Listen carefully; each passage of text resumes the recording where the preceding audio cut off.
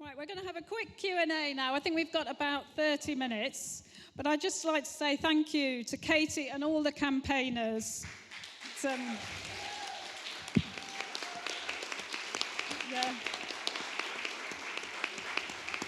Oh, and there's Sylvia.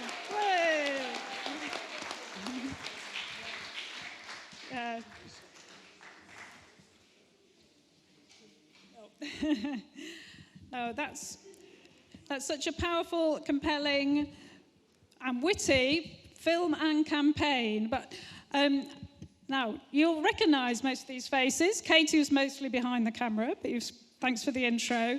We've got Pete Buckingham, Paul Poundsland, Kay Traynor. I think Noemi might be around somewhere, joining us, I hope. Oh, great. So, now the campaign started off really in earnest, I think, with Pete and Kay. And could you just say a little bit more? It's touched upon in the film. How do you have a campaigning background? How did you get things moving?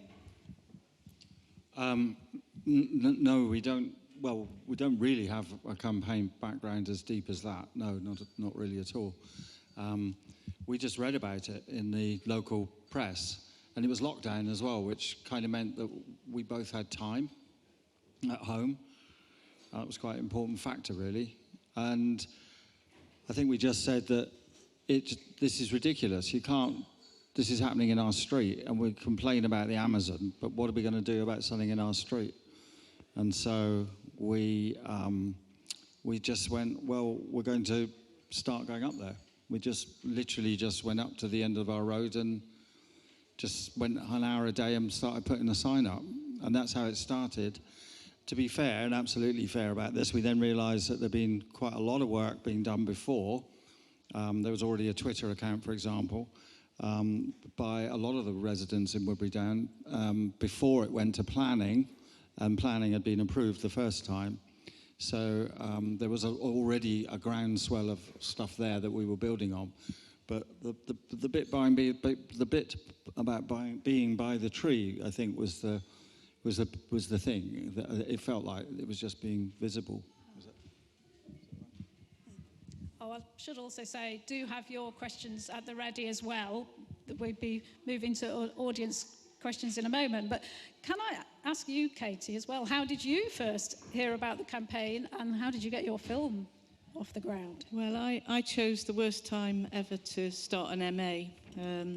It was lockdown and COVID, and I'd planned to do another sort of environmental film that was actually about a mountain up north, which is quite near to where I was brought up, which will actually be my next film. So I was nearly going to leave the course because we couldn't, interview people. We couldn't really get on trains and do the kind of project I wanted to do. But my lovely tutor, Rita, who lives quite near Pete and Kay, on the same street as the tree as well, said, look, there's this campaign going on. It's right up your street. Why don't you, it's all outdoors, it's safe, we can, we were just coming out of lockdown. The campaign had already started in maybe March, April, and then this was May, so things were easing up a bit. So I just sort of cycled over there and thought, what's the fuss about this tree? And I just saw it and just saw the height of it, because it dwarfs all the other trees, And I thought, wow, now, yeah, this is mad. It's a pavement tree. It's not, they're not building on this pavement. It's on the school run. It's a natural landmark. I just couldn't see any reason. And so I just started talking to people. Everyone was very generous, and just filmed it.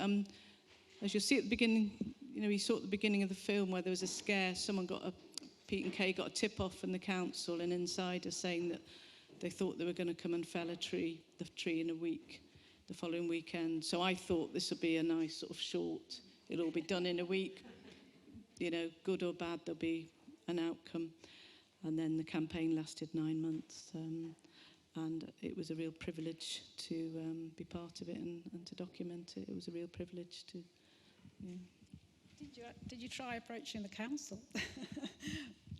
Would they, for a spokesperson, or were you just deciding to focus on the grassroots? I kind of, yeah, I mean, I definitely didn't want to make a sort of reportage, sort of investigative, kind of running after the count. And I sort of think, you know, these people, especially Berkeley Homes, they've got such a, you know, well-funded marketing department. You can't walk, cycle or drive anywhere in the area without seeing their message on the billboards everywhere. Their message is out there. They're doing fantastic things for the community and, you know, so I just thought, you know, I've got the opportunity to tell, you know, local story, you know, local people's side of things, you know, and I think that was sort of enough. Because it's like, where do you stop otherwise, you know, with the politics and the... I mean, Noemi, I mean, the campaign to save mature trees, you know, prevent the fate, having the same fate as the Happy Man tree continues. I mean, I know you're locally still active. I mean, can you say a bit more about what the current situation is? We are still campaigning. We haven't stopped. Yeah. I collaborated with some of the protesters from the Happy Man Tree, and we've done a few beautiful actions, very, very striking visually, decorating trees by the West Reservoir, the walking path. There are a lot of trees there, and we have a really good response by everybody, keeping the conversation going. And we did the Mother's Day. We call it Mother Earth, and we done 2 Valentines. We wrote love songs for trees, and we did these beautiful dolls with messages for nature, and and there are more ideas coming. So we are still there. Individually, I'm part of WUTCO, which is the residents organization, and my aim was to be part of the design committee, and somehow I managed. I'll tell you the story another day, because it wasn't easy, but I managed to get there for many months. It was a struggle, a very big struggle, having many meetings, very long days, pretty much every other week.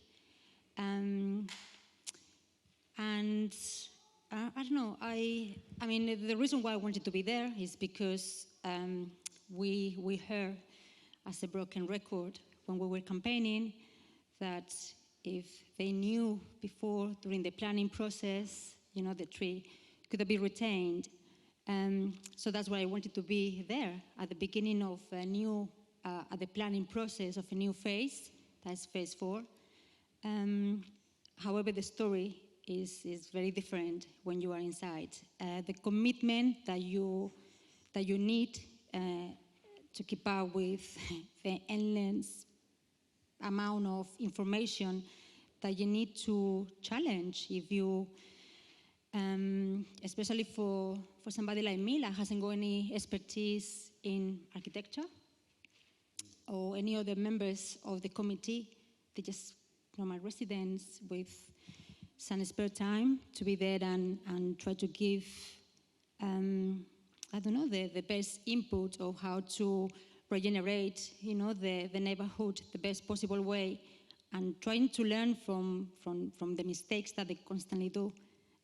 Like, for example, I'm one of the new residents, and after 3 years, they block the view of the lake, of one of the reservoirs, by building a new block. To me and another, I don't know, 100 neighbors. So incorporating nature, obviously, is just propaganda for Berkeley. Unfortunately, due to work commitments, I needed to leave the group. I always push for nature, for protecting the mature trees, and they reassured me that the percentage was getting higher, and they were trying to retain more trees, which is true. And the campaign had an effect. But it wasn't enough for Noemi. It wasn't enough. I think I drove the landscape architect a little bit crazy. I mean, all the drawings were coming greener and greener, in the meetings. But what really drove me a little bit crazy was when they showed me the model of the whole new phase 4, all with the new buildings that they were about to build, with a lot of trees scattering around. And I realized that the trees that they were already there, they didn't show in this module. So I asked and said, what's happening with all this that I see every day when I pass those streets? And then they said, come on, you can guess this. You can guess this. Anyone? Anyone? It is. It is. It is. Yes.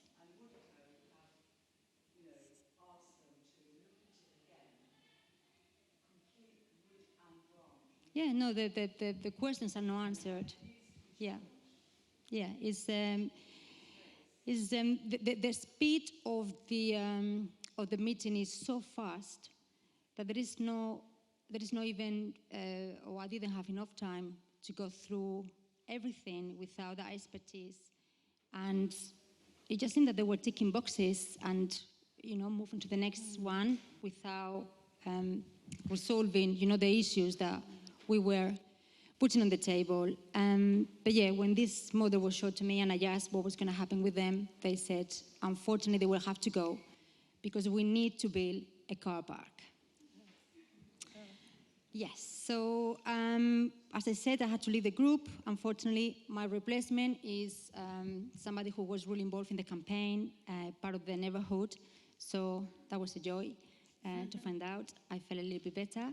And everything comes through, and is still part of a board of PUTCO, so the kind of general meetings. So everything has to go through us before a final agreement. So at the moment, we are still challenging Berkeley and Hackney. But I don't know if we're going to succeed or not. I mean, thank you. It's clear that the campaigning involves very much amount of time, effort, skills, commitments, and all, and energy. But are there any other questions anyone would like to ask? There's someone at the back. Yes, please do. Junior. Obviously, is it just a snippet of what's going on around the world, whereas the examples like Standing Rock and other projects where the communities are being just being run over roughshod for profit. Are you thinking of like twinning with other organisations around the world? Because there are common threads that run through, like in places like Australia, where indigenous communities are watching their culture and their environments being ruined because of the need for energy, materials, and also for exploiting the land that's available for property owners as well, because it's a global problem as well. Yeah, happy to jump in there. It is a global problem, although I also think that many of the fights and solutions to the problem need to be on a highly local level, like we saw with the Happy Man Tree campaign, like we see with many of the tree campaigns around the UK. So what we really need is, if you like, an ideology that unites us, but then to take action on a very local level. Because I think those campaigns which try to go too global actually lose a lot of that deep connection and heart towards nature that actually is the driving force behind much of the protection that we need. So for me, I see the kind of unifying ideology as rights of nature, which is the idea that nature should have legal rights, a voice within our legal system, and to be taken into account. On a more spiritual level, I would say it's a love towards nature, a deep love towards nature, and a desire to protect it. That's what unites all of those campaigns, I believe. But what gives them strength is that really local level and the actions that local activists do on their behalf, which we saw in such measure in that film, and that we see also all around the country and all around the world right now. And I think the joy of that as well is that it then enables anyone to step into that role. I think if we make it too global, it looks like it's someone else's responsibility. And that other people don't feel able to step into that role. And again, as illustrated in the film here, I don't think anyone who was involved in the campaign was from an NGO or a seasoned activist. It was just ordinary people who were like, what the, I'm not going to allow this to happen. And anyone can step into that role. Many of you did, and many of you will continue to do so into the future. I was just wondering what you thought of the film. If anybody could give us a sense, because obviously we're inside it. I'll let you share the responses, but I'm really interested. Do you think this film has a message and could work? Yeah? Could you say, please, someone, a bit more about the role of Hackney Council, please, in the Hackney and Tree business? I'm a former opposition councillor on Harrogate Council. I also co-chair the Friends of Finsbury Park, which is frequently at loggerheads with the council. So if you could tell me a bit more about Hackney Council, please. Who wants to take that one? Pete? As far as I understand it, the Hackney Council and Berkeley Homes are in partnership. I always felt that was like a conflict of interest there between Hackney representing us and the developers. So they were kind of financially involved in their own planning decisions. In other words, if they gave themselves planning permission, they were on a profit share. I just think that's weird that can exist. But anyway, that seems to be the case. So Hackney owned the land. They gave a long sublease to Berkeley Homes. And like I say, they got a profit share and whatever it is that's going on. And I think and their involvement therefore is a kind of, I don't know, they're in partnership. But it was Hackney that did the injunction. It was Hackney Council that did it, and their officers who signed that off. And it was the mayor of Hackney who is on the name of the injunction papers. So they stood alongside Berkeley Homes, who I think get away quite nicely in that film. Actually, they're not particularly named a lot. Hackney sort of seemed to be more in front, but mainly perhaps because of the injunction that they fronted. I hope that answers your question. And if people don't agree with what I said, then there's a slight point there with the injunctions to follow up on that. Is actually we found an email where the chief exec, I think, of Hackney Council specifically signed off on going after everyone named in that injunction.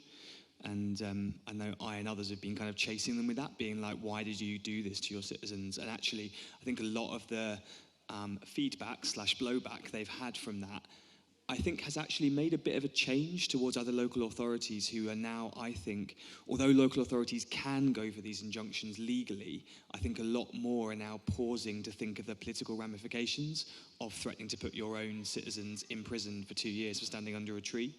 And I think that injunction by Hackney has helped to push that somewhat and made it less of a go-to option for councils, less of an easy option for councils. So in some ways, a good thing in the long term.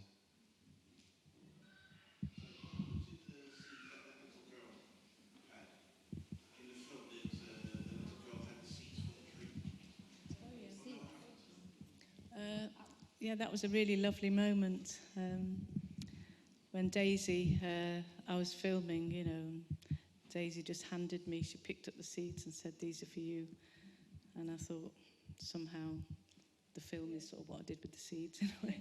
But I know that some people did try to plant seeds and from the tree, but I don't know if it was successful. We tried with a friend who works at Kew, but it didn't work. Yeah. So I mean, if anybody has any seeds, anybody got seeds at home, we can try again. Yeah. That's the most important aspect, Yeah. because that's the genetic legacy that could be grown to plant them elsewhere, say the trees, the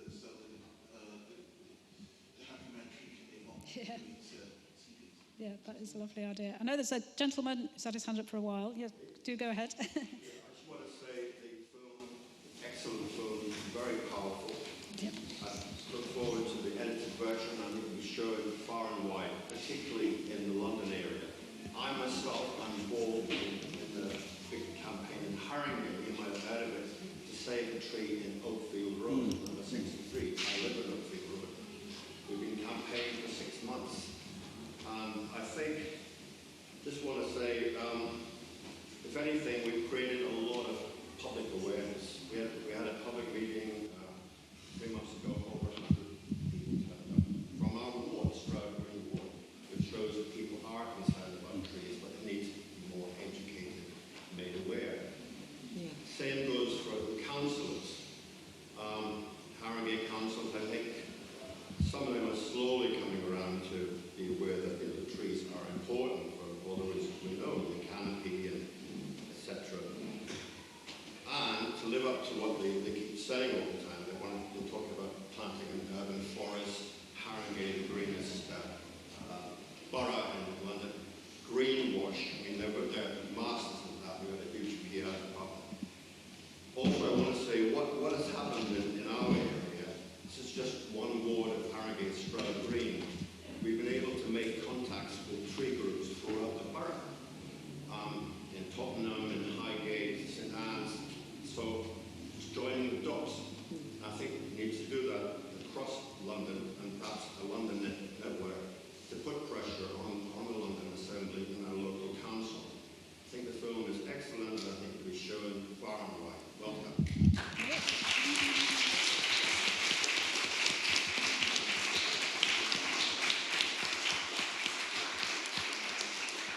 Thank you. Yeah, there's another question in the same row, I think. Yeah. I just wanted to ask about the seeds. I didn't save seeds, but I saved quite a lot of the wood from the tree, which is now, because I'm a art history worker, I properly dried it, so I properly seasoned dried it, and then so I have yeah, like two big branches. One of them's California.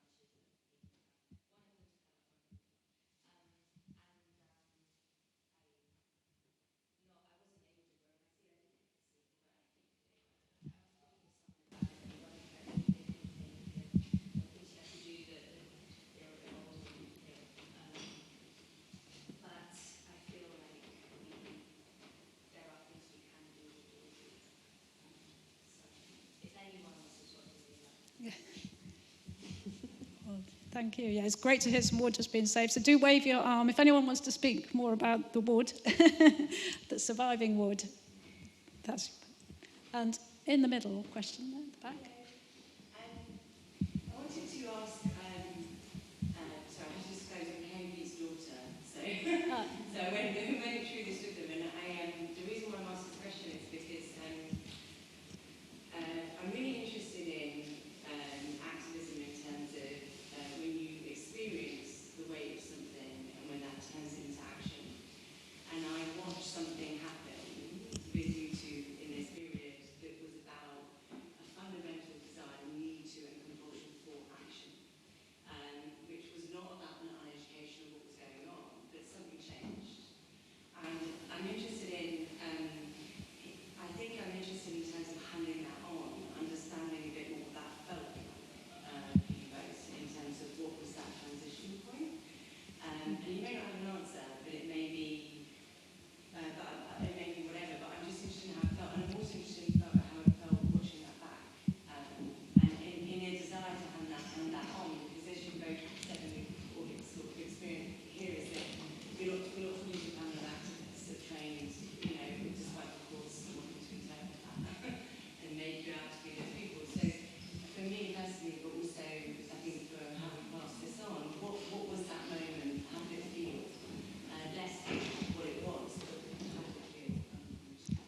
I'll have a go.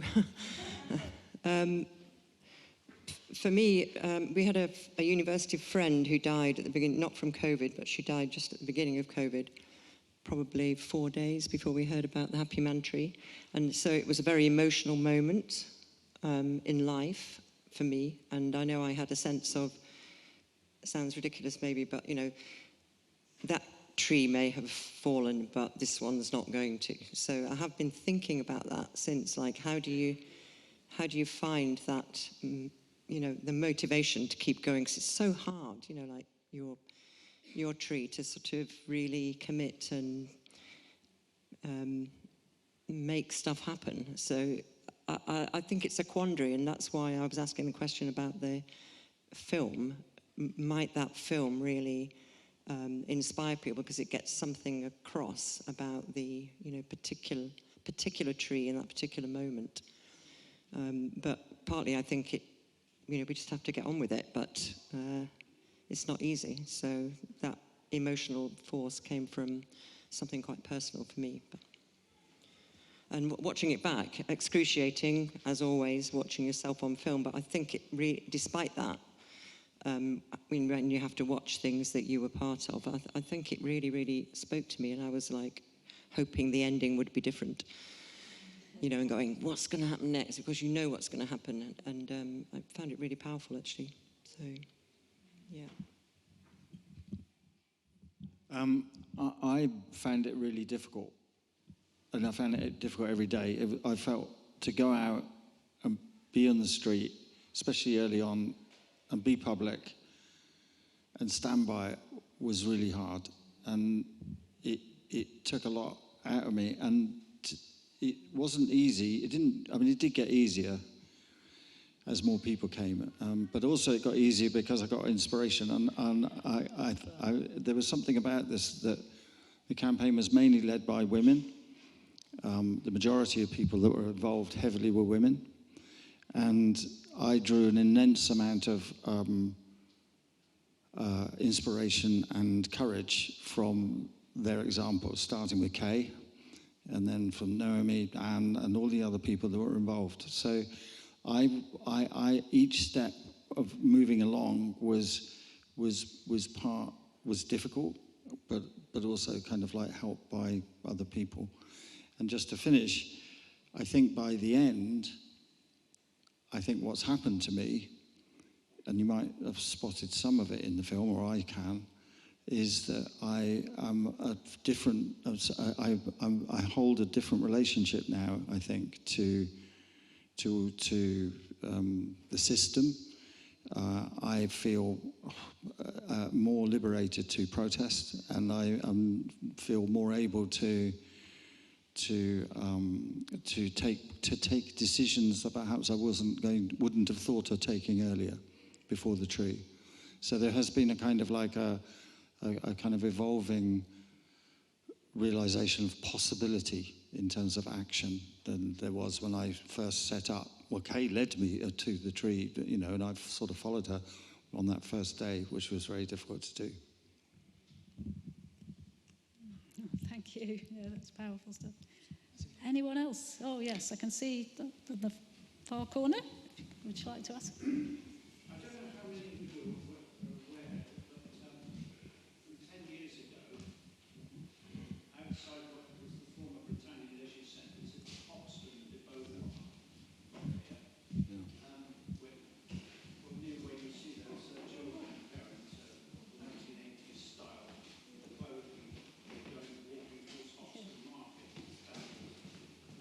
The former Britannic Centre, which is now as a new school, in Hyde Road, there are more than 10 big, lovely old trees.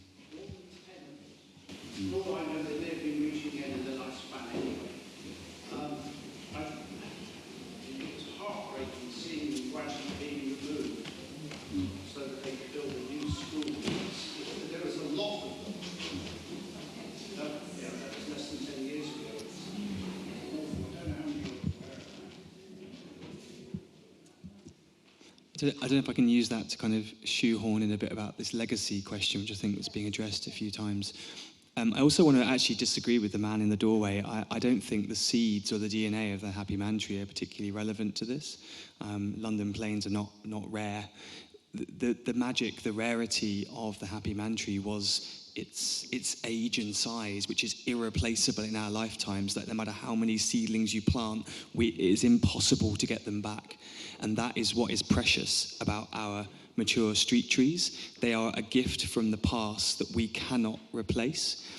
And I think one of the key legacies of the Happy Man Tree campaign, although obviously the tree itself is gone, is teaching developers and teaching councils that they cannot just destroy them with ease. Obviously they got them eventually, but that took a huge hit to Barclays' brand. And by the way, keep hitting their brand. Each time you see them on social media or in any format, call them what they are, which is tree killers, and tell people not to buy their shit homes because they're tree killers. Keep hammering their brand. And also, and also cost them a lot of time and legal fees and money. And actually, to be honest, had they known what it was going to cost them from the start, they might well have designed the whole thing differently. And I think that's what they're starting to do. So it links into what this man's saying here. I think the days... Okay. Okay. In that case, we have to keep hammering them, I guess. But I do think the days in which 10 mature trees can be taken down without people doing anything are gone. And actually, even the fact that phase 4 has been noted and the lack of retaining mature trees has been noticed is a valuable thing. I think that, finally as well, in the time that we're in, which is a time of the climate and ecological crisis, we're going to face immense loss. And I do think it's one of the key skills that we're going to need over the coming decades, is how to take on and absorb those losses and use them as fuel for our campaigning, use them as fire to change things, and not be overwhelmed or collapse into grief by the severity of that loss. And to me, that's something that film really illustrates, like seeing that crunch as the tree came down. It's like, how can I not drop into despair? How can I use that to fuel my fire and to campaign more and to fight harder to retain those precious trees that still exist?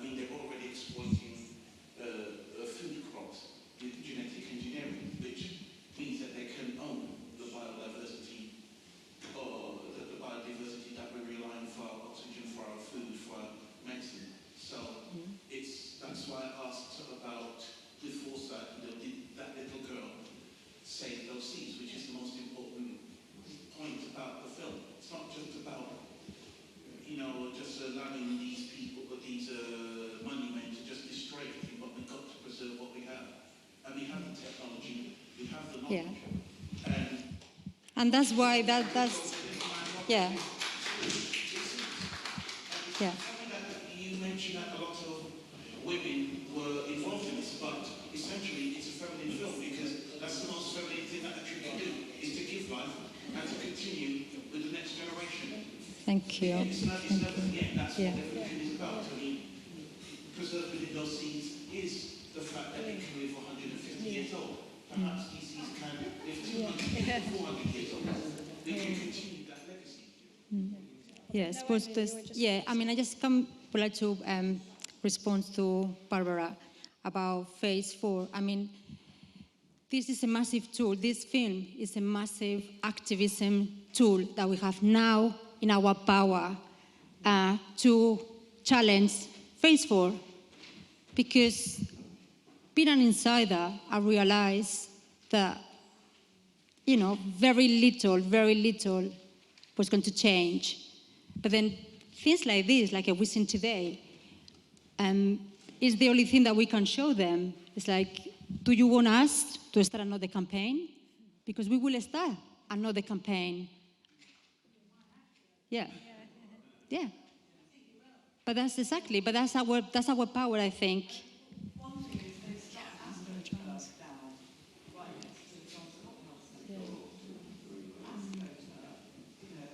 Yeah.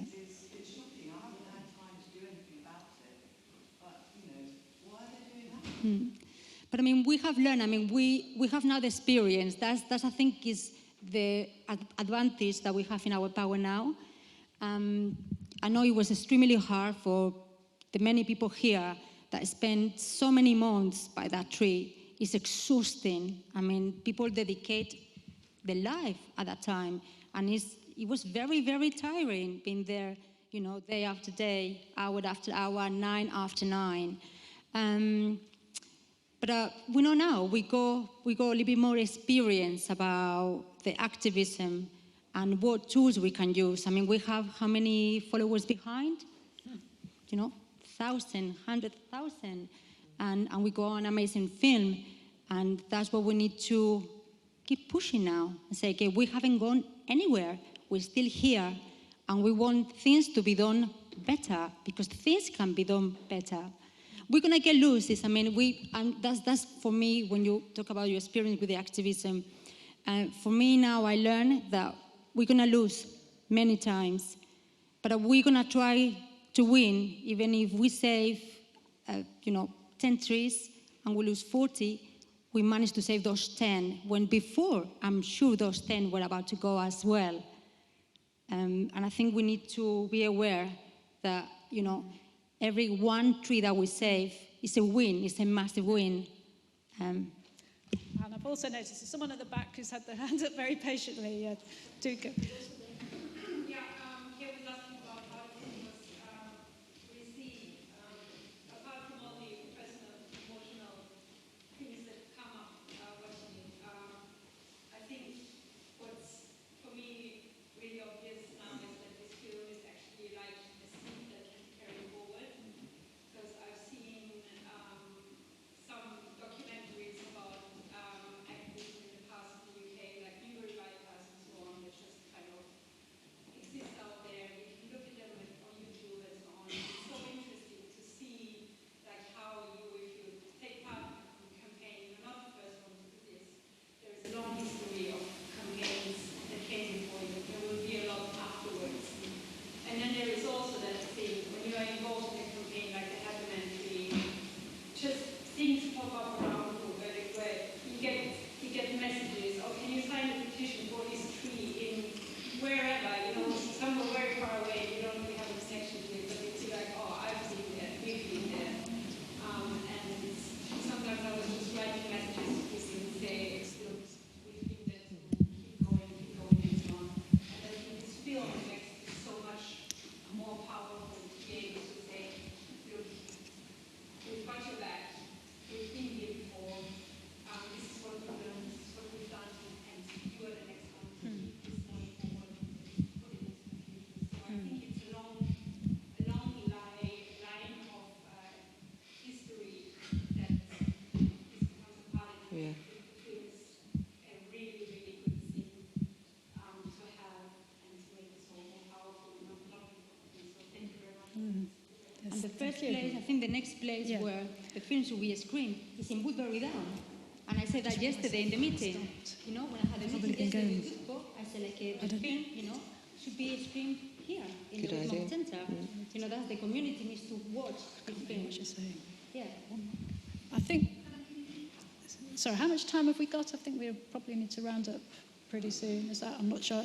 I realised I've been looking at a clock that stopped.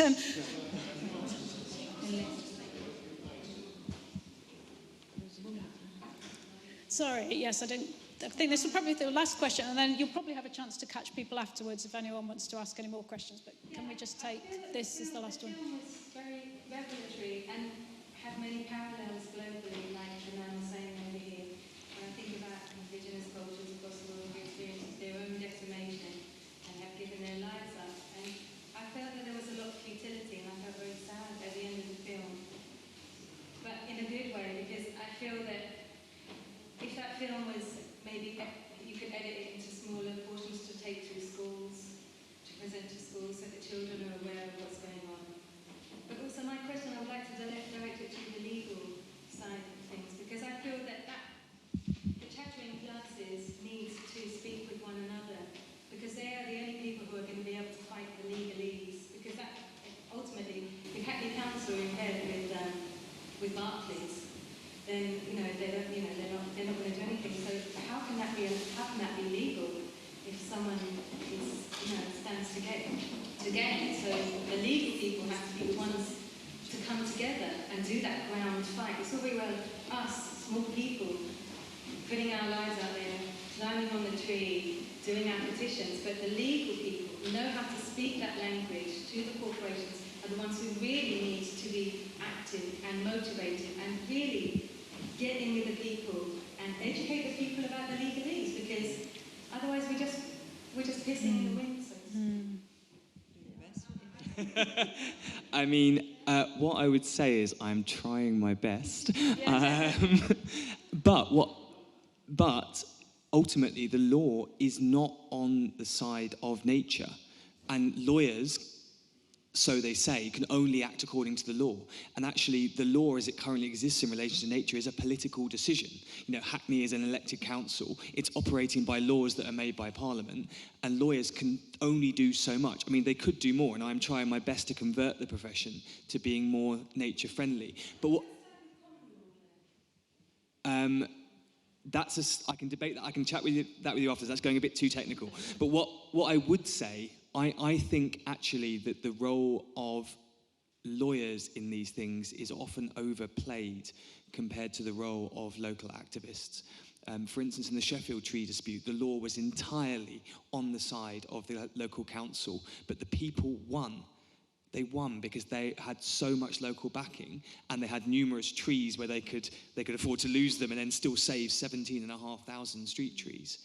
And so many battles, so many parts of nature have been won by incredible people on the ground fighting to save them. We saw an example in the film of Clissold Park being saved, and also the work that Peter did to save the reservoir, which is such a beautiful story. We need to remember these stories. And also, I think when this applause happens in the minute, which it usually does at the end, I would like that applause to be not only for the film, but for all of the activists. People like Maria, who spent days and weeks up in the tree. all those people who gave so much to protect nature. And not just the Happy Man tree, but people, everyone who has ever done anything to try and protect nature. It's often a deeply thankless task, but actually it's ordinary people that make the difference. So thank you to everyone who's ever done anything to try and protect nature, because it needs you, to be honest. There's many conversations we can continue having and many people to thank, but would just like to mention that Peter Gosnell is here, who's staff.